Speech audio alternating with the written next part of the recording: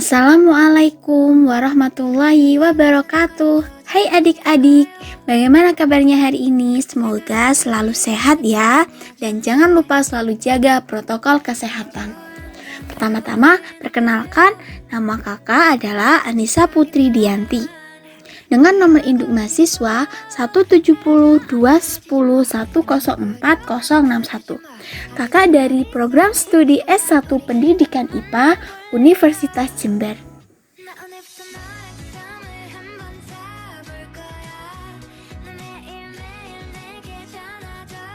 Pada kesempatan kali ini, kita akan belajar mengenai perkembangbiakan pada tumbuhan Gymnospermae, Peridophyta, Bryophyta, dan teknologi perkembangbiakan tumbuhan. Sebelum itu, hendaknya kita mengetahui apa sih tujuan dari pembelajaran kali ini.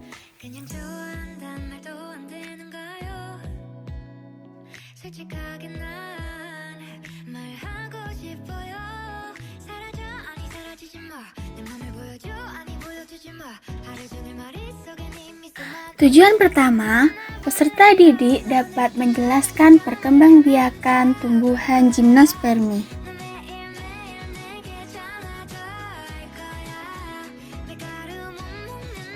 Yang kedua, peserta didik dapat menjelaskan perkembangbiakan tumbuhan Peridophyta.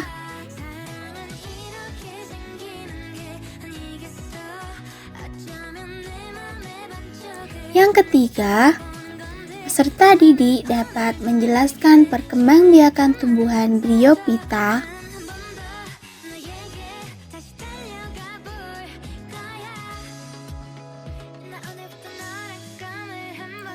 Dan yang terakhir, peserta didik dapat mengetahui teknologi perkembangbiakan pada tumbuhan.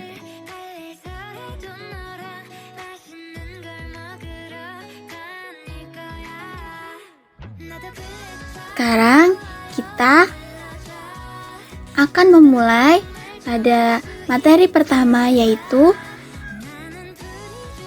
perkembangbiakan pada tumbuhan Gymnospermae.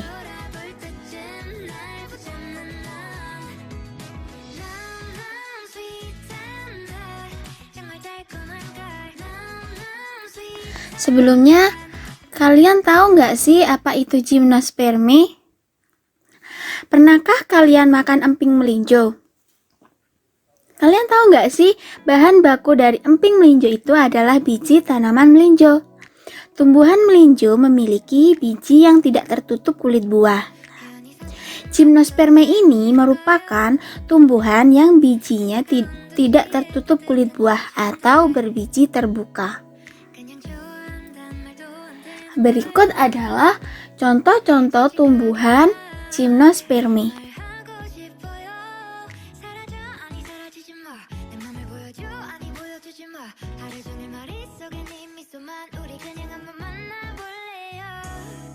Yang pertama ada ginkgo.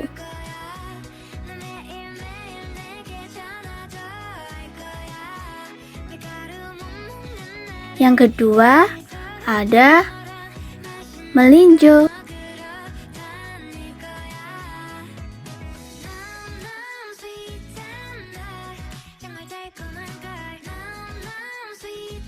Yang ketiga ada pakis haji.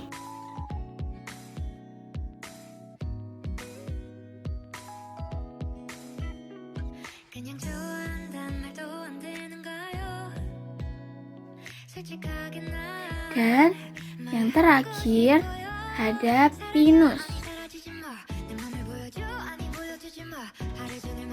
Berikut adalah organ-organ reproduksi pada tumbuhan Gymnospermae. Tumbuhan Gymnospermae tidak memiliki bunga seperti halnya tumbuhan Angiospermae. Namun, tumbuhan Gymnospermae memiliki alat perkembangbiakan generatif yang disebut strobilus atau runjung. Pada tumbuhan pinus dan melinjo, terdapat dua jenis strobilus dalam satu pohon, yaitu strobilus jantan dan strobilus betina. Sedangkan pada tumbuhan pakis haji, strobilus jantan dan betina terpisah atau tidak berada dalam satu pohon. Strobilus jantan terdapat mikrosporangia atau ruang-ruang spora. Di dalam sporangia, sel-sel akan mengalami pembelahan meiosis dan menghasilkan mikrospora atau spora jantan. Mikrospora akan berkembang membentuk serbuk sari. Serbuk sari ini pada tumbuhan pinus memiliki sayap. Strobilus betina ini tersusun dari banyak megasporofil atau daun penghasil megaspora. Tiap megasporofil mengandung 2 bakal biji. Tiap bakal biji mengandung megasporangium atau kotak spora. Sel dalam megasporangium akan mengalami pembelahan meiosis dan menghasilkan megaspora atau spora betina. Inti megaspora akan mengalami mitosis membentuk sel telur.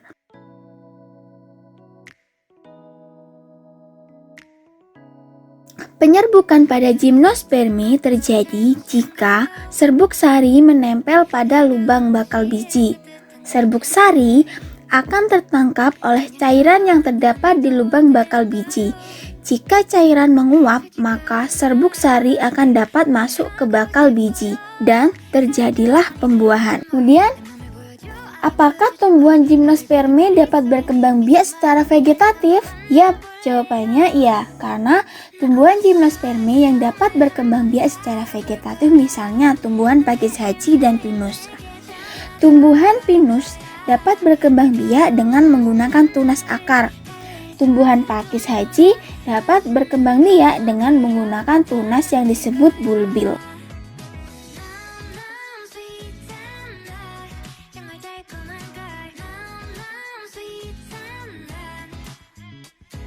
Selanjutnya yaitu perkembangbiakan pada tumbuhan paku atau Peridophyta.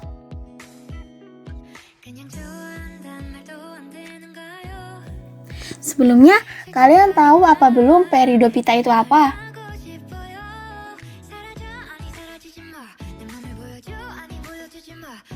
Yap, Peridophyta adalah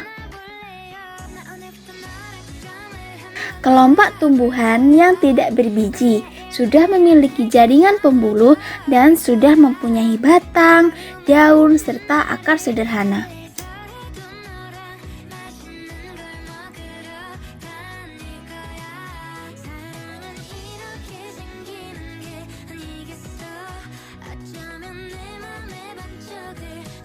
Tumbuhan pakis dan juga tumbuhan paku lain tidak berkembang biak dengan menggunakan bunga, tetapi menggunakan spora. Namun demikian, tumbuhan paku juga tetap dapat menghasilkan sel kelamin dalam perkembangbiakannya.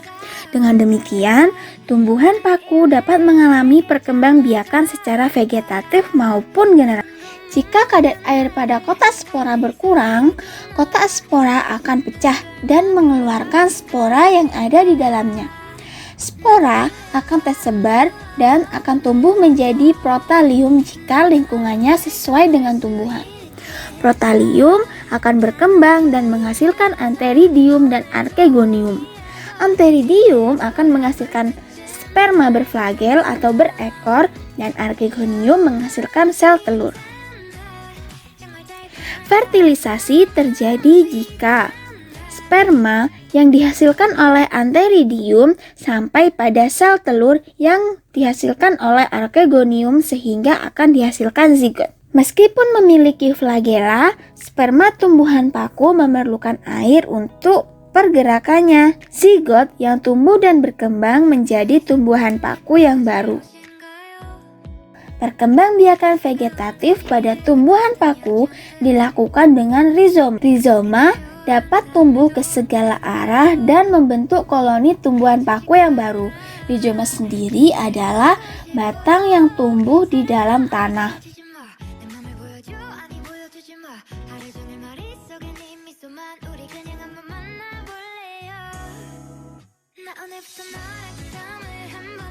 Selanjutnya yaitu perkembangbiakan pada gimnosperme atau tumbuhan lumut.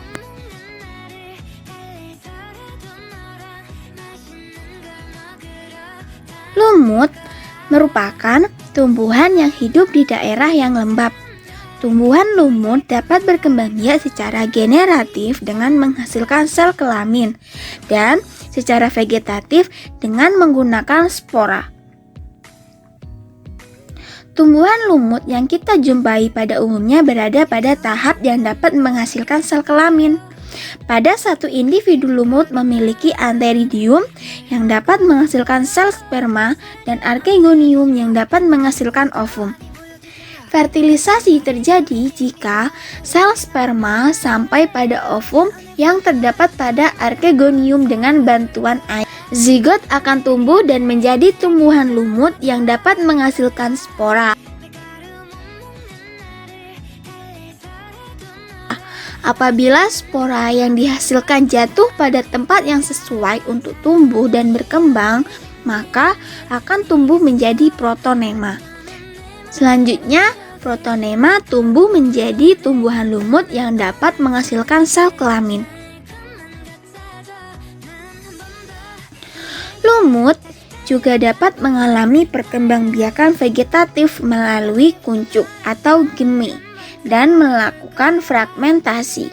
Fragmentasi terjadi ketika tumbuhan lumut melepaskan sebagian tubuhnya untuk menjadi individu baru.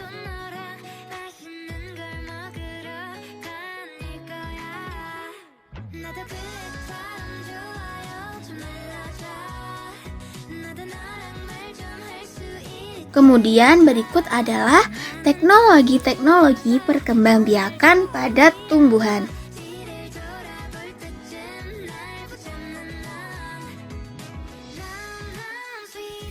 Yang pertama ada hidroponik. Hidroponik merupakan cara penanaman tumbuhan dengan menggunakan larutan nutrisi dan mineral dalam air dan tanpa menggunakan tanah. Tanaman darat khususnya sayuran seperti paprika, tomat, timun, terong, dan selada dapat ditanam secara langsung dalam wadah yang berisi nutrisi atau dengan ditambah medium yang tak larut dalam air. Misalnya kerikil, arang, sekam, spons, serbuk kayu, dan lain-lain sebagainya. Ilmuwan menemukan bahwa tumbuhan menyerap nutrisi yang penting dalam bentuk ion-ion yang terlarut dalam air. Kemudian vertikulur. Vertikulur merupakan metode budidaya tanaman dengan cara membuat instalasi secara bertingkat atau vertikal dengan tujuan untuk meningkatkan jumlah tanaman. Teknik budidaya ini merupakan konsep penghijauan yang cocok untuk daerah perkotaan dan lahan terbatas. Kemudian, kultur jaringan. Kultur jaringan adalah suatu metode perbanyakan tumbuhan dengan cara mengambil suatu bagian dari tanaman seperti sel atau sekelompok sel, jaringan, atau organ. Bagian tanaman yang telah diambil selanjutnya ditumbuhkan dalam kondisi steril pada medium yang mengandung nutrisi dan zat pengatur tumbuh atau hormon. Bagian tanaman akan dapat memperbanyak diri dan berkembang menjadi tanaman yang memiliki organ lengkap, yaitu akar, batang, dan daun.